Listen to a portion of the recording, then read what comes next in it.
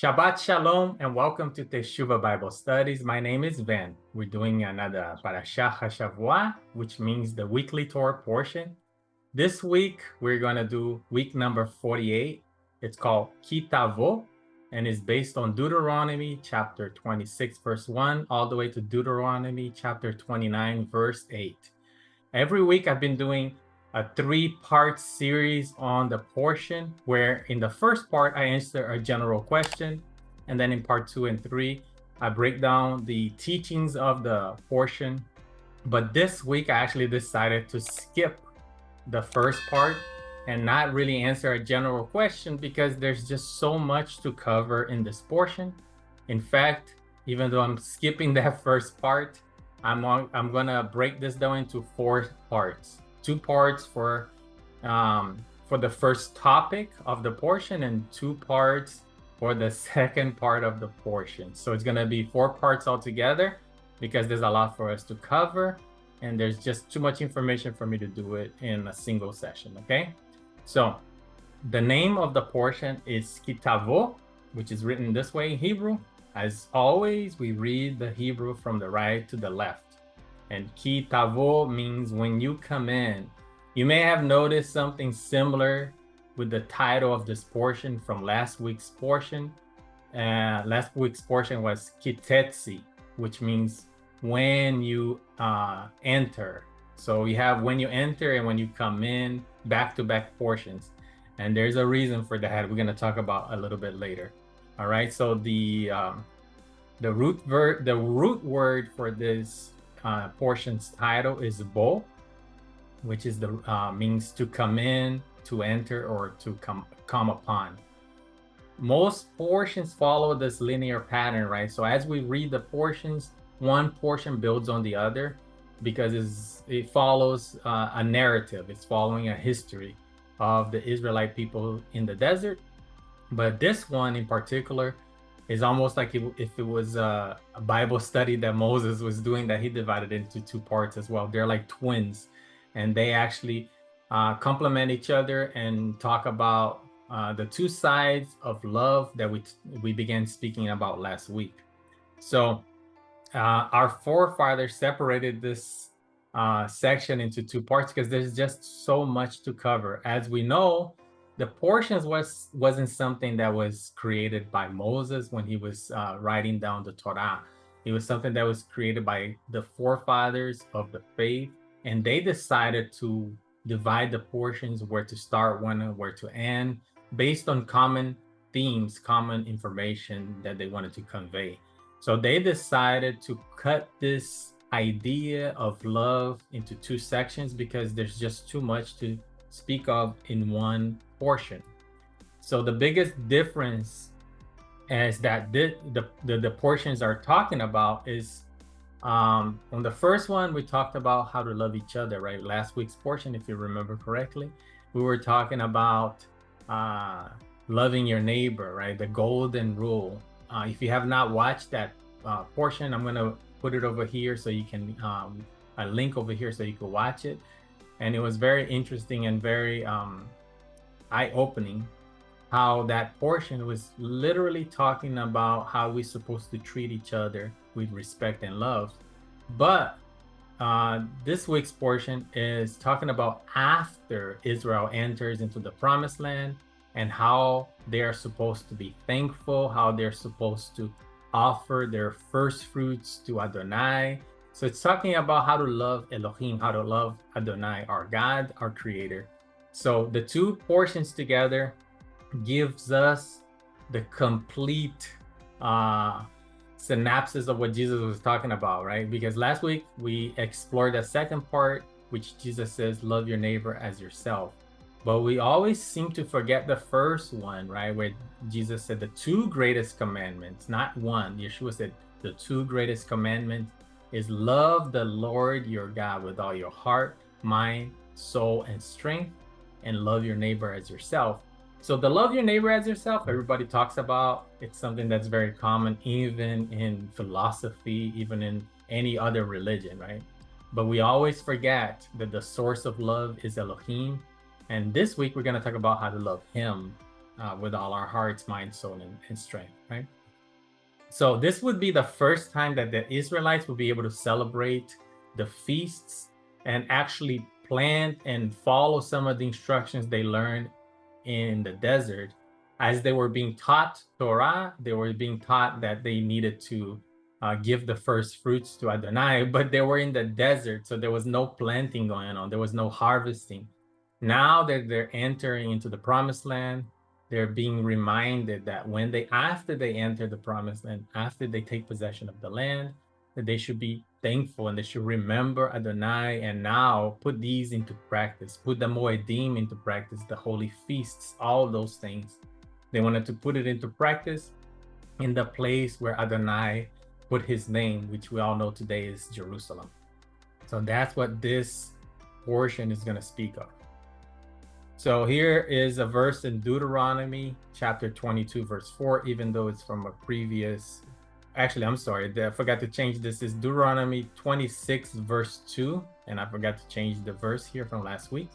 But it says the following: take some of the first fruits of all your produce from the soil of the land Adonai, your Elohim, is giving you, and put them in a basket. Then go to the place Adonai, your Elohim, will choose as a dwelling for his name. And we know that today is talking about Jerusalem. And so here is giving them the instructions that once they take possession of the land, not to forget their creator, not to forget Elohim. So the lesson from this portion, right, that I'm going to split into 4 parts.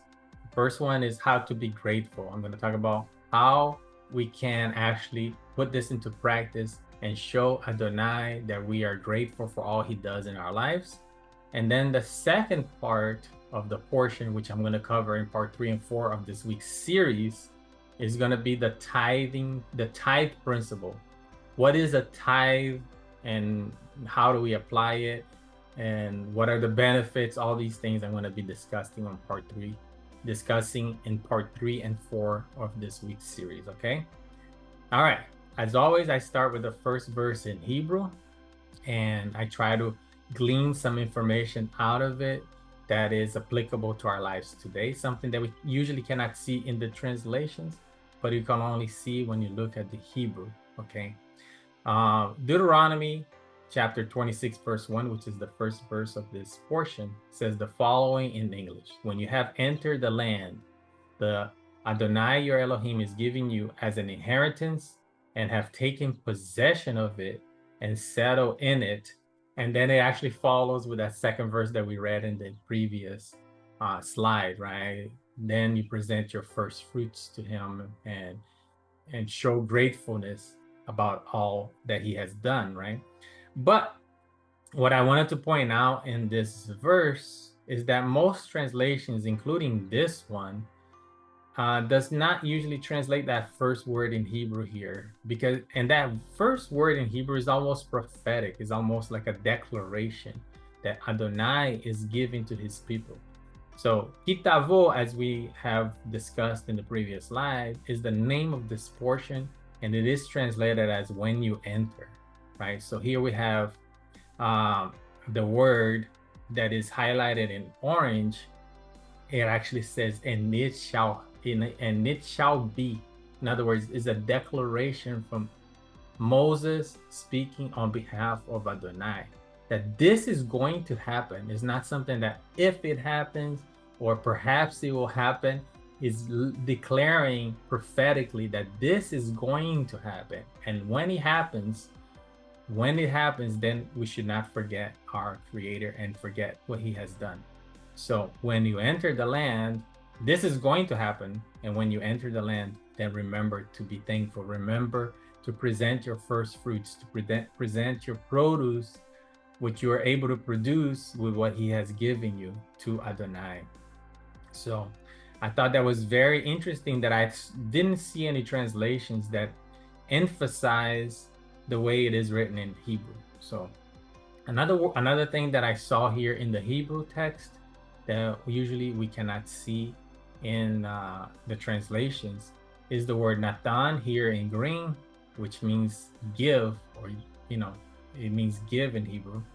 And Yerishetat in Hebrew, and I hope I didn't butcher that. I'm still learning how to read it properly, which means take possession, right? So we see here that there is a covenant or a relationship between Adonai and his people. Even though he's the one that guarantees that they're going to enter into the land, he's the one that's going to be giving them the land. There's still a part that they need to do. There's still a partnership that Elohim, our creator, always does with mankind. And I think that's a beautiful thing. It's something that he's able to do all things. He doesn't need us, he doesn't need mankind, but he's always partnering with us, allowing us to participate in the blessing. And even though he's giving us the land, we need to take possession. So a lot of times in our lives, Elohim makes us a promise, or we have the desire to attain something. And through him and with his strength, we're going to be able to be victorious. We're going to be able to do that. But we still need to do our part. We still need to take possession, right? We need to give our best effort to be able to accomplish the goals that he put in our hearts to do. So even though, yes, he can give you all things, but he expects you to do your part and to put your effort into it, because he wants to partner with you in accomplishing your dreams, your goals, and your desires. I think that's so beautiful. And once again, that's not something that you really notice when you're reading the translations, but in the Hebrew is a lot richer.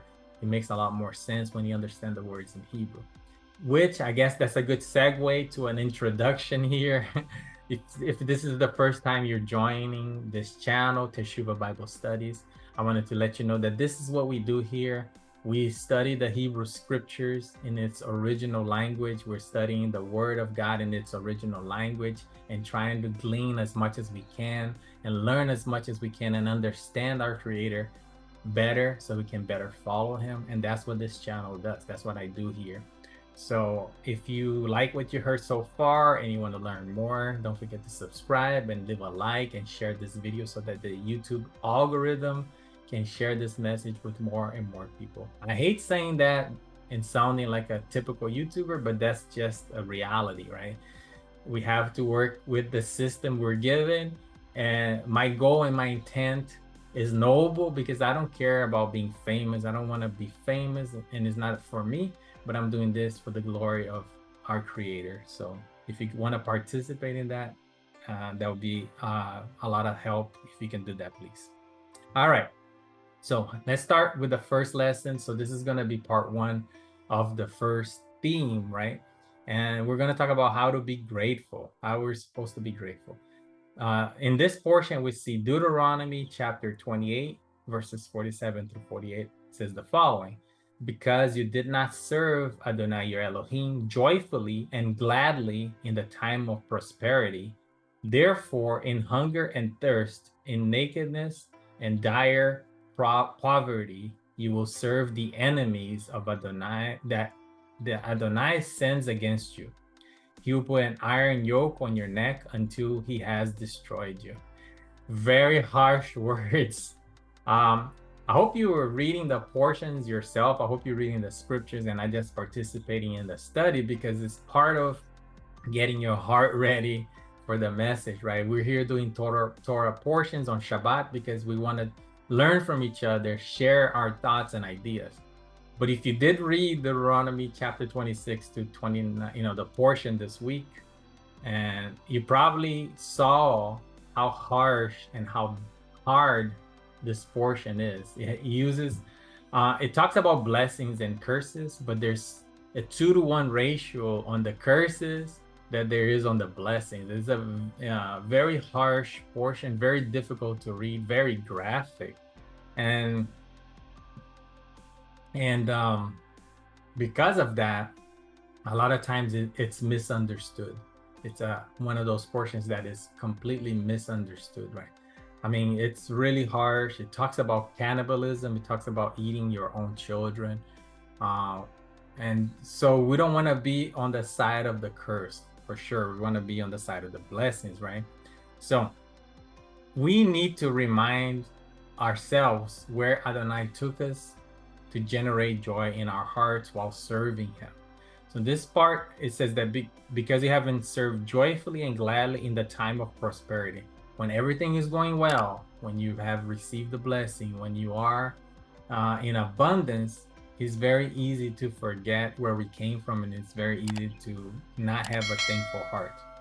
So we often look at our current circumstances because we're not getting what we desire, right? So even though we may be in a comfortable position compared to the most of the world, the majority of people living in the US, for example, they're considered rich compared to other nations. So we get comfortable, right? We get used to having the abundance, and we have these goals or these minor things that we want. And because we don't get those things that we are desiring, it's very easy to start complaining. It's very easy to get unhappy, even though we're having all our needs met. And you may not think that you're dishonoring Elohim when you're complaining, the creator, but in fact you are, right? Because you have to remember, he's still sovereign, he's still king over all things, he's still the one who's in control. So whatever situation you're in, if you start complaining, then you know, even if you do not realize it, you're complaining against the creator, you're complaining against the Almighty. So it's very easy to fall into that trap, of not being grateful and lack of contentment, because we're focusing on that one thing that we desire, that one thing we want right now, right? And Elohim's not saying, I'm not going to give you that.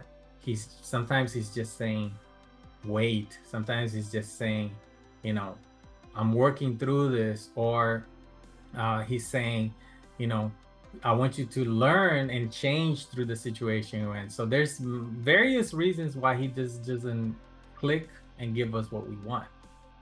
Okay, so is he asking us to pretend to be happy or to force ourselves to be happy? That's not what he's asking us here at all, right? It's okay to be unhappy about a certain situation you're facing. It's okay to be content with what you have in life, but also desire more. That's not against what Elohim is saying. That's not against what God is saying. He is saying that we should be thankful and be thankful for where we're at, the position we're in, but it doesn't mean that we cannot reach for more. So how do we do that? How do we reach for more with joy in our hearts when we don't have what we want? That's what this portion is going to teach us. Okay, so he shows us how to do that in this portion, but before I dive deeper into that topic, I like to share some fascinating correlations that I found between two Hebrew words. One is the Hebrew word for joy, and growth. Let's see what these two words have in common. And that's what this channel, like I said, this is what this channel is all about, something that you don't normally see. So when I saw the word joy here in Hebrew, the word joy in Hebrew is sameach. You probably heard this before. When they celebrate any kind of feast or they're celebrating any kind of holiday, one of the things they say to each other is Shag Sameach, which means happy holidays or happy feasts. So Shag Sameach means happy holidays, right? So Sameach means joy. Is a Hebrew word that is written with a shin, mem, and het. Hey, I'm sorry, that's a het. Sorry, shim, mem, and het. And I apologize that I'm fumbling over my words here, but and it's pronounced sameach. So sameach, okay. And then we have the word for growth, which could mean inner growth, personal growth, but it also could mean the growth of a plant, or when you plant a tree, or watch that tree grow. That's used the same word, and it's pronounced sameach. As you can see, it sounds almost identical. It looks almost identical. The only difference is the first letter. Instead of being a shin, it's a tsari. So sameach, sameach. The T is almost silent, right? So when you say those two words, it almost sounds like you're saying the same. So these two words have not the same root, but they have a connection, right? So I started looking at these two words and I was like, what's different between the two and what's common between the two? So the two letters that are common is the mem and the het, which is moach. And the word moach is the Hebrew word for brain, and it could also signify maybe your mind, right? So I started getting excited when I looked at these words because I saw these connections. And so through our minds, right, through the renewing the mind, like it is written in scriptures, we can change and achieve this joyful state by doing particular actions of growth. So let's look at, right, when we look at the original Hebrew, each one of these letters also have meaning, they have significance.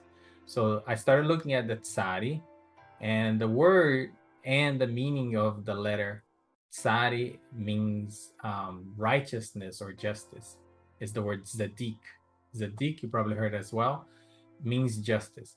So when you do acts of righteousness, when you do acts of justice, and your mind begins to change and you start to grow, you receive joy, right? And the shin, I don't know if you guys know this, is the letter for the Almighty, one of the letters for the Almighty.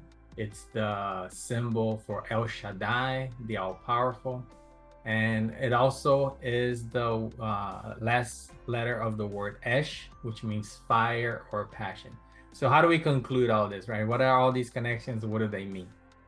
So if you want to have joy in your life, you have to renew your mind, do acts of justice and righteousness, and Elohim himself, the creator himself, will generate a fire inside you and you will receive joy. It's just beautiful. That's something you can only see with the Hebrew, and that's why I am completely in love with this language, and I believe it is the holy tongue, the holy this language that's unique, that has a purpose, and it was done by the creator himself, right? So hopefully you like this connection as well, and we're going to continue talking about how to receive joy through our righteous acts, right? Another thing that I wanted to point out, right, because this is going to be in the next section, is that the word for giving, or like it's not really giving, like a love offering, comes from this word as well. We're going to talk about that, zadakah.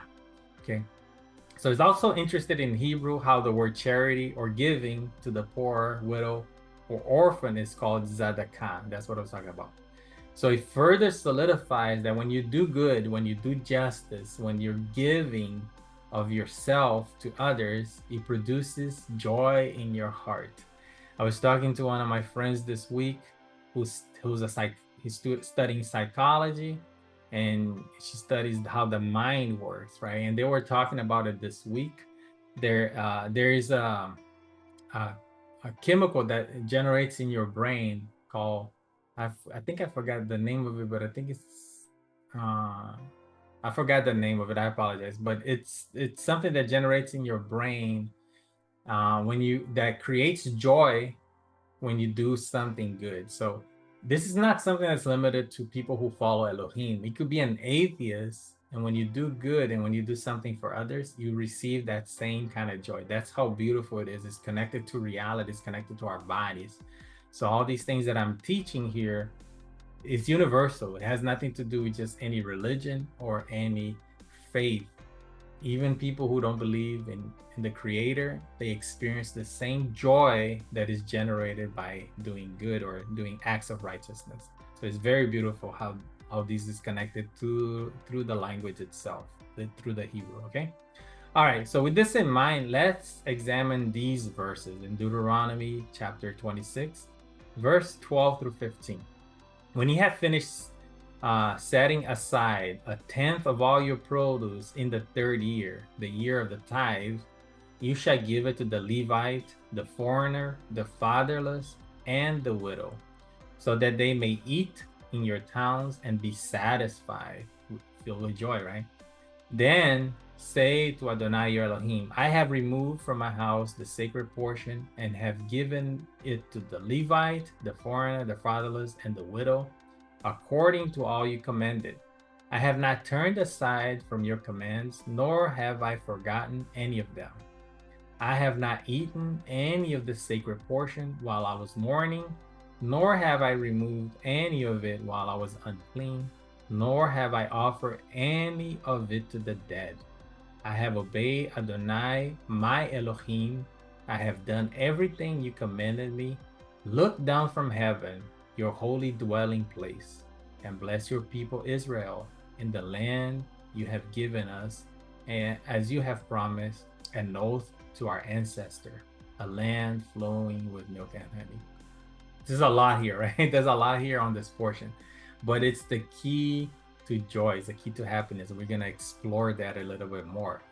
But what I found interesting here also is that even though he is proclaiming that he has done everything that he's supposed to, meaning when I say he here, this person is supposed to be you and I, right? When we do all these things, when we come before him and we tell him, look, we're doing everything you have taught us, and we're doing it with joy, and we're giving you what you have requested from us. But at the end, he and us, right? In this case, we could be each one of us, didn't ask for blessings for himself. He didn't say, I did all these things, now give me a car. I did all these things, now fill my bank account. I did all these things. So give me health. He doesn't say that. Even though he's doing the right thing, in the end, he asked Elohim to bless Israel. He asked Elohim to bless and keep his promise to Israel. That's beautiful. That's beautiful, and that's something that we should do ourselves and learn from this. And as we do these things, then we have sameach. We have joy in our hearts. Okay. All right. Now look at this verse in context of everything we had just learned, right? Deuteronomy chapter 27, verse 19, which is also part of this portion, right? It says, "Cursed is anyone who withholds." I'm sorry, that word is cursed is anyone who withholds justice from the foreigner, the fatherless, or the widow. Then all the people shall say, Amen.